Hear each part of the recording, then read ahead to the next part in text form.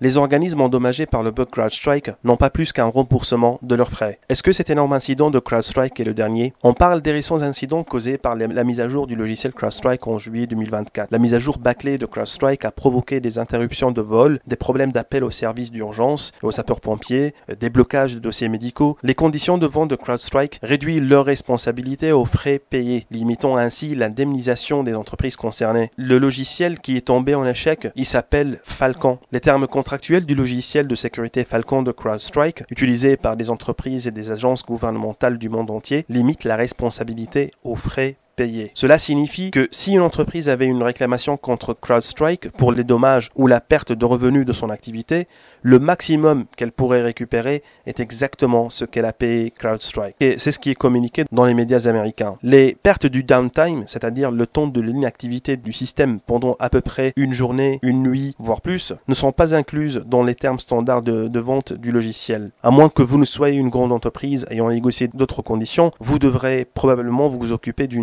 cyberassurance. J'ai quand même cherché un peu plus loin sur internet, j'ai trouvé d'autres incidents de CrowdStrike et je tombais sur une bonne liste. En fait, plusieurs incidents de catégorie majeure ont causé par la boîte CrowdStrike, rien qu'en 2024, un incident Debian Linux. Le 19 avril 2024, une mise à jour défectueuse a été poussée vers le serveur Debian Linux. Cela a entraîné des crashs et des problèmes de démarrage, similaires à ce qui est fait sur Windows en ce mois de juillet. Après la suppression de CrowdStrike, les serveurs ont fonctionné normalement. CrowdStrike a reconnu le bug le lendemain et a identifié quelques causes des semaines plus tard. Deuxième incident, sur Rocky Linux, le 13 mai 2024, les serveurs Rocky Linux ont gelé après une mise à jour vers la version 9.4 en raison d'un problème de compatibilité avec le capteur Linux de CrowdStrike. L'incident Windows, le fameux incident mondial le 19 juillet 2024, une mise à jour de CrowdStrike a provoqué des écrans bleus sur les machines Windows, perturbant des millions d'ordinateurs. L'incident a causé des interruptions globales, affectant des aéroports, les médias, les banques, les services d'urgence. CrowdStrike a rapidement corrigé la mise à jour, mais les machines affectées nécessitent une intervention manuelle pour résoudre le problème. Là, je peux remarquer que c'est un scénario répétitif. On découvre le bug un jour après sa mise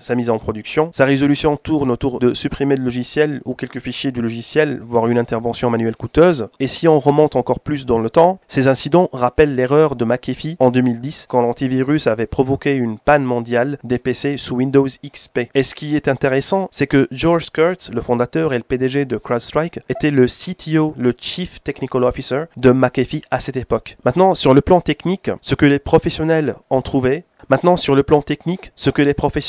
trouvé, c'est qu'il s'agit d'une mauvaise attribution d'adresse mémoire qui renvoie le code assembleur vers un endroit qui n'est pas référencé dans la mémoire. Il faut savoir que l'agent de sécurité installé sur la machine intervient sur un niveau très proche du matériel et les langages utilisés sont souvent du C, C++ et même de l'assembleur pour effectuer des opérations avec le kernel du système d'exploitation.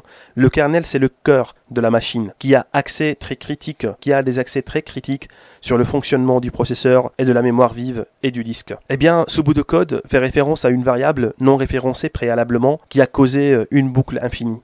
Ce qu'on appelle agent, c'est un logiciel, comme je vous ai expliqué, installé sur toutes les machines et qui a une visibilité sur les couches basses du système. Et il a pour mission deux tâches principales. L'analyse de toutes les actions sur la machine, même les dialogues entre les programmes et le système d'exploitation, et les commandes internes du système. Deuxième tâche principale de l'agent, c'est qu'il trace tous ces événements dans un sauvegarde en temps réel sur la machine et ce sauvegarde sera transmis via un flux sortant vers un serveur distant. Cette opération d'externaliser la sauvegarde dans un serveur évite de perdre des traces de journalisation si jamais la machine est endommagée applicativement et même physiquement pour être capable d'analyser a posteriori du dommage ce qui s'est passé sur la machine, même si la machine est complètement non opérationnelle.